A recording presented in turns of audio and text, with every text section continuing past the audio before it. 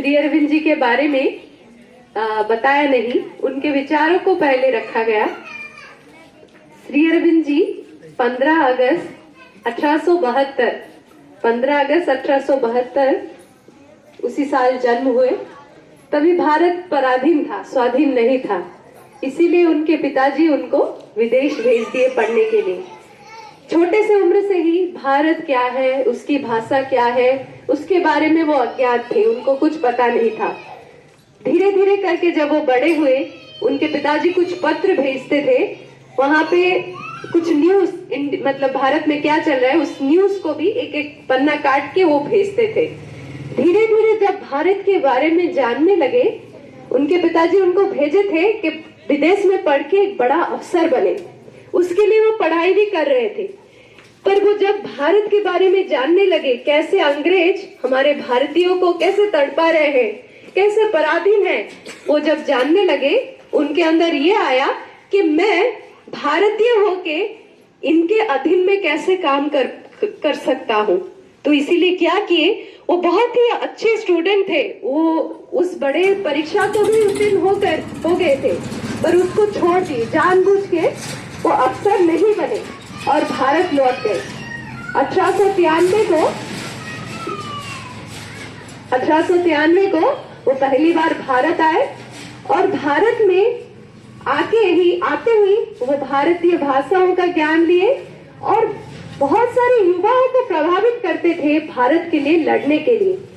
जैसे बहुत सारे मतलब स्वाधीनता संग्रामी हैं जिनका अस्त्र है गोला बारूद, कोई तलवार से लड़ता था, पर उनका अस्त्र था उनका ज्ञान। वो अपने ज्ञान के बल से ऐसे कुछ लिखते थे, जो लिखने उनका पढ़ते थे उनके अंदर का खून खौलता था। वो ये लिखते हैं कि हम भारत को, ये सोच रहे होंगे ये एक भूखंड है, नदी है, पहाड़ है, झरना है, ये एक भूखंड की तरह हमको लग रहा होगा, पर वो कह रहे हैं ये केवल एक भूखंड नहीं है, भारत हमारी माँ है और हमारे माँ के छाती पर अगर कोई दानव बैठ के रक्तपान कर रहा हो तो उसके संतान होने के नाते क्या हम ऐसे देख सकते हैं? हमारी माँ को ऐसे छोड़ देंगे या क्या करेंगे? उसके संतान होने के नाते क्या करेंगे? उसके लिए उसको आजाद करेंगे, उसके लिए लड़ेंगे। तो ऐसे में बहुत सारे लिखने से वो युवाओं को प्रभावित करते थे देश के लिए आगे आने के लिए। पर उस उनका जो काम था वो अंग्रेज सरकार को भी पता चल रहा था। वो उनके यहाँ ये प्लान कर रहे थे कि इनको कैसे, उनका काम को कैसे बंद किया जाए, क्योंकि वो पहले व्यक्ति थे जो पूर्ण स्वराज की मांग किए थे। तो क्या हुआ, आलीपुर कलकत्ता में एक जगह है आलीपुर, वहां पे हिस्ट्री के स्टूडेंट पढ़े होंगे, आलीपुर बॉम्ब कॉन्स्पिरेसी। मतलब आलीपुर में एक झूठा केस बना के वहां पे एक बॉम्ब ब्लास्ट हुआ था, उसमें श्री अरविंद जी का कोई भी हाथ नहीं था, पर एक झूठा केस बना के उनको जेल में डाल दिए।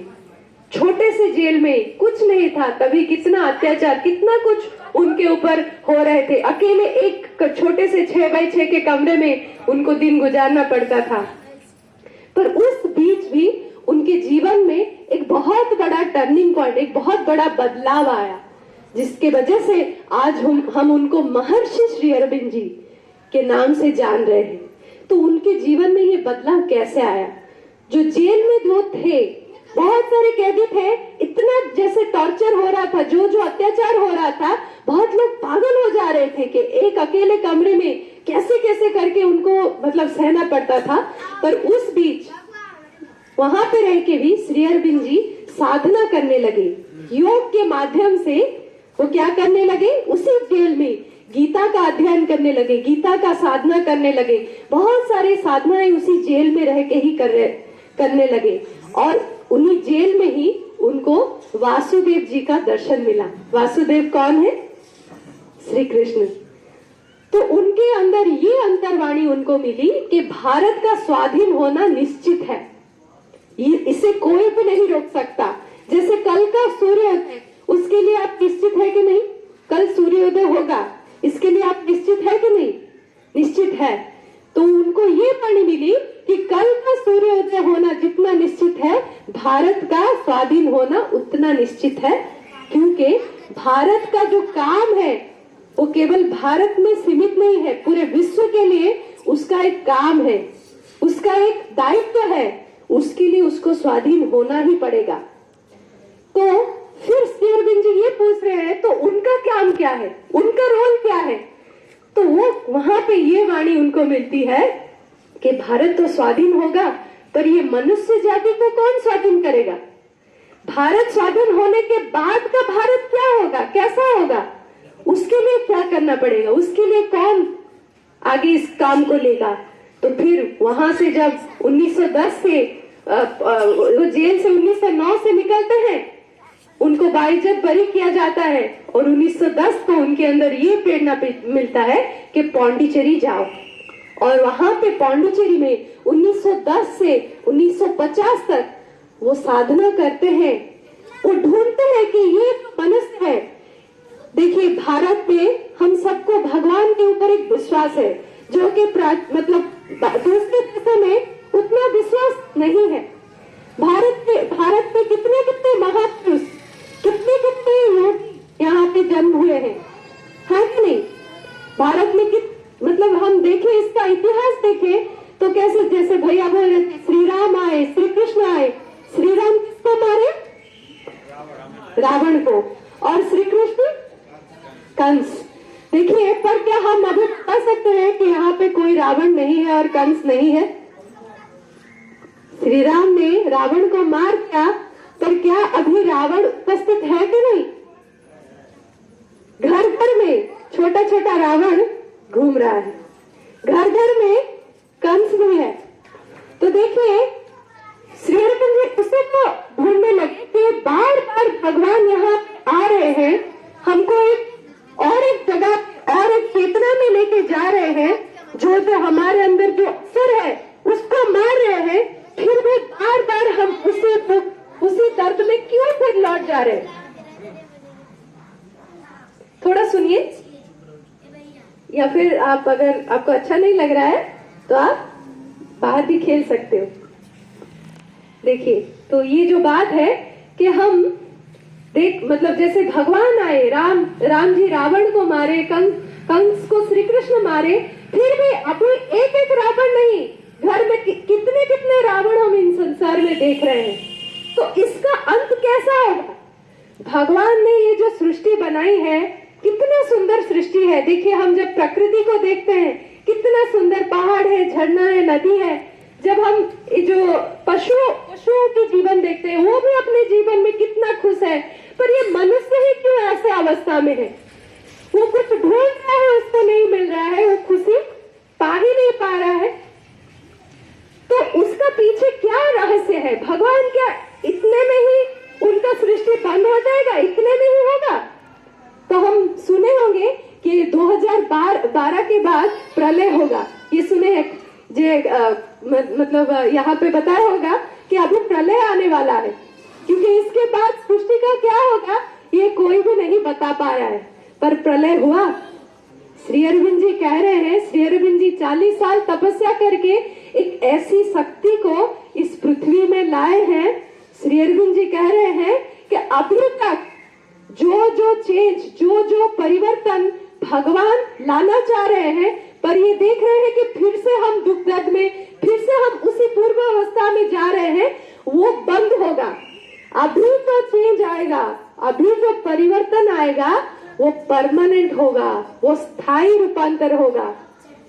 जो साधना हम, जो भगवान को पाना चाह रहे हैं, भगवान के गुणों को हम अपने जीवन में लाना चाह रहे हैं, वो हमारे जीवन में स्थायी रूप से आएगा।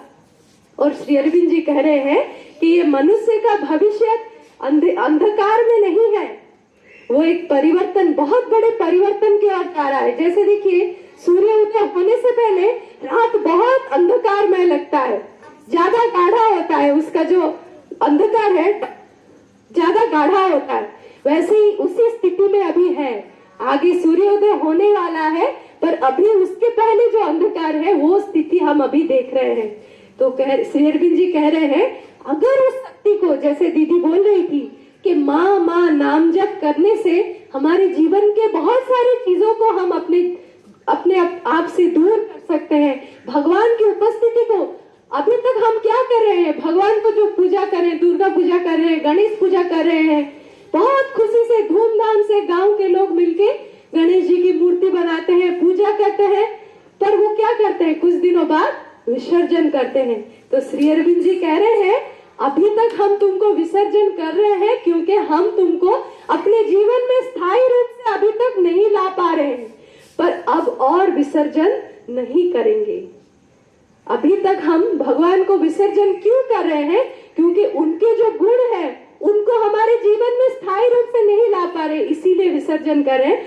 अब अभी और विसर्जन नहीं करेंगे। तुम हमारे जीवन में सर्वस्व होंगे, तुम हमारे जीवन के सेंटर होंगे, वो चेंज अभी आने वाला है। इसीलिए श्री अरविंद जी कह रहे हैं जो शक्ति अभी कार्य कर रहा है उस शक्ति के बल से आगे और प्रलय नहीं होगा। ये इतना बड़ा एक श्री अरविंद जी 3 बातें बता रहे हैं कि जो प्रलय की बातें कह जा रही है आगे और प्रलय नहीं होगा, पर मनुष्य जब तक समझ नहीं पा रहा है खंड प्रलय हो सकता है। जैसे जो कोरोना की बीमारी आई, कोरोना के वजह से बहुत सारे लोग भयावह मतलब सिचुएशन में आने लगे कि आगे क्या होगा, क्या करे, कैसे बाहर जाए। तो उस समय एक बहुत सुंदर मैसेज, एक बहुत सुंदर वाणी आया, अगर तुम बाहर नहीं जा पा रहे हो तो अपने अंदर जाओ। If you can not go outside, go inside, अपने अंदर जाओ। तो जब तक मनुष्य ये नहीं समझ रहा है कि उसको भगवान की ओर ही जाना है, बदलाव उसके लिए चाहिए, तब तक ऐसे खंड प्रलय होते जाएंगे, पर प्रलय और नहीं होगा। उसके बारे में श्री अरविंद जी कह रहे हैं, और वो कह रहे हैं देखिए अभी जो देश देश में जो युद्ध हो रहे हैं, मतलब युद्ध जान रहे होंगे कि रसिया और यूक्रेन, एक बड़ा रसिया जो देश है बहुत बड़ा देश है, वो यूक्रेन से जब लड़ रहा है और बार बार न्यूज में आ रहा है तृतीय विश्व युद्ध होगा, 3rd वर्ल्ड वॉर आने वाला है, बार बार ऐसे डरावना न्यूज हमको सुनने को मिल रहे होंगे। पर फिर श्री अरविंद जी कह रहे हैं कि तृतीय विश्व युद्ध नहीं होंगे। हम देखेंगे जितना भी भयावह सिचुएशन आ जाए, पर एक छोटे से बात से वो मतलब वो टल जा रहा है, वो उसको होने नहीं दे रहे हैं। एक बड़ी शक्ति उसको अभी उसको कंट्रोल कर रहे हैं। जैसे द्वितीय विश्व युद्ध को भी बंद करवाए उसी भगवत शक्ति ने ही, जो बोले हिटलर जो बहुत क्या कर रहा था, अगर वो जीतता जाता तो ये पूरे विश्व को उसके कब्जे में ले लेता, पर उसको भी बंद किए। ऐसे ही तृतीय विश्व युद्ध नहीं होंगे। और फिर उनका तीसरा जो वाणी है, वक्तव्य है कि मनुष्य वो जो अवस्था है, जिस अवस्था में है, वो उसका फाइनल नहीं है। मतलब हम कह रहे हैं कि नहीं, मनुष्य सर्वश्रेष्ठ है इस दुनिया में, हमसे बेहतर और कोई है? शेर ज्यादा शक्तिशाली है या हम? आप अगर एक शेर को छोड़ दिया जाए तो बोलेंगे मैं ज्यादा शक्तिशाली हूँ। शक्ति के बल से अगर मेजर किया जाए तो शेर ज्यादा ताकतवर है, पर मन का बल जब अगर हम यूज करेंगे, मन के बल से उस शेर को भी हम कैद कर पा रहे हैं। तो मनुष्य अभी ऐसे मतलब सृष्टि में ये एक बहुत बड़े ऊंचाई पे है, पर श्री अरविंद जी कह रहे हैं ये शेष नहीं है, उसके आगे उसके बाद और एक नई जाति आने वाली है। उसको कह रहे हैं वो दिव्य मानव, अति मानव, जिसको क्या होगा, ये पृथ्वी में ही, ये पृथ्वी जो हम मतलब हम जान रहे हैं कि स्वर्ग कहीं ऊपर है, भगवान स्वर्ग में रह रहे हैं। श्री अरविंद जी कह रहे हैं ये पृथ्वी ही स्वर्ग में परिणत हो सकता है जब हम भगवान बन जाएंगे, या हम भगवान के गुणों को हमारे अंदर प्रकाश करेंगे, तब क्या होगा, ये धरती ही स्वर्ग में परिणत होगा। यही भगवान का लक्ष्य है।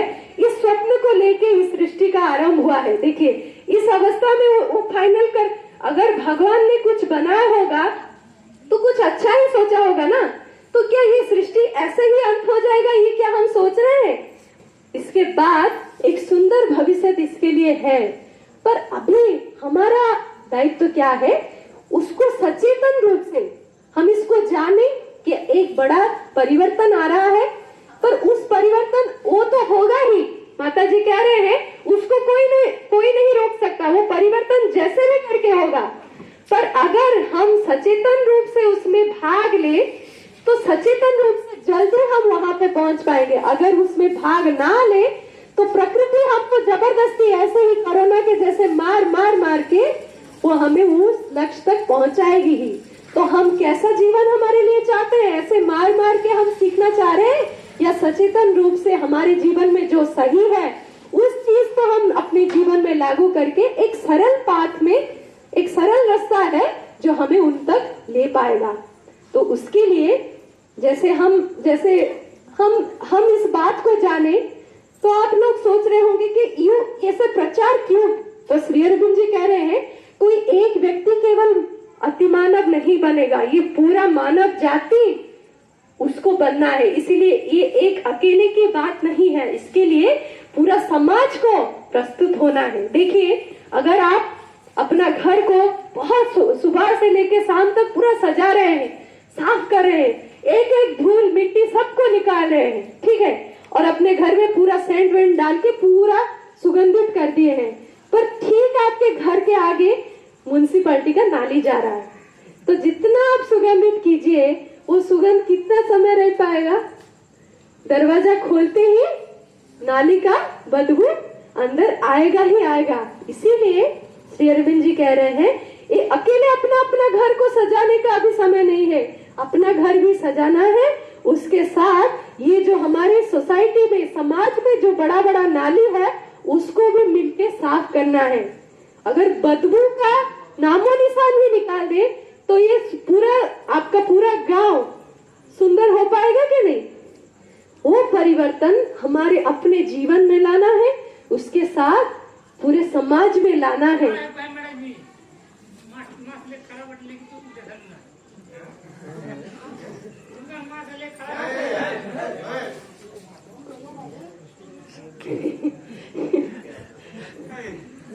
क्या बता रहे थे? अरे वो कुछ नहीं, ड्रिंक किया हुआ है। तो देखिए, ऐसा जो हम बैठे हैं आज सत्संग में, जो बैठे हैं, अच्छी अच्छी बातें हम जब सुन रहे हैं तो एक परिवर्तन के लिए हमारे अंदर चाह आ रही है कि नहीं?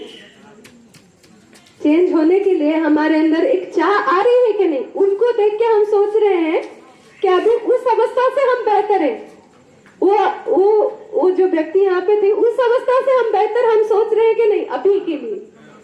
तो वैसे ही और बेहतर जीवन हमारे लिए है, उसके लिए उसको सोच पाने के लिए ऐसा सत्संग का माहौल बहुत ही आवश्यक है।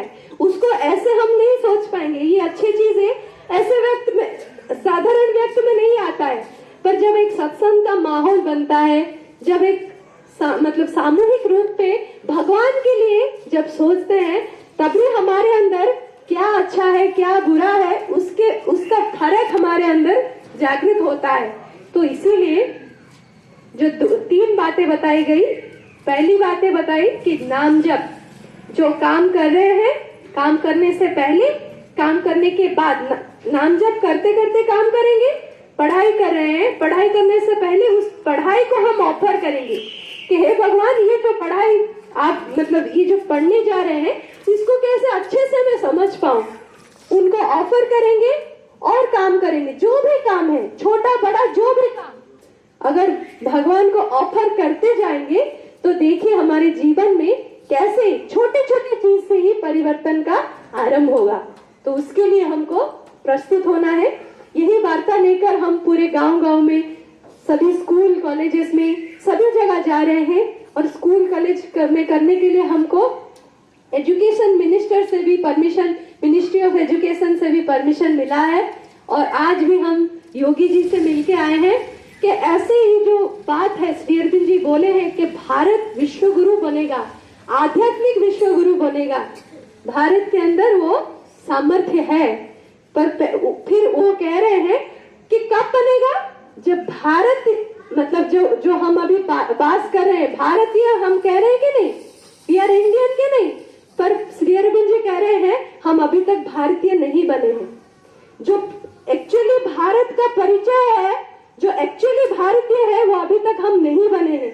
जब हम बनेंगे तब ये विश्व गुरु बनेगा। इसका ये भविष्य तय है, पर हम कितना उस ओहदा पे, उस जगह पे ले जाए, ये हम पे है। तो यही बात को हम बताने के लिए सभी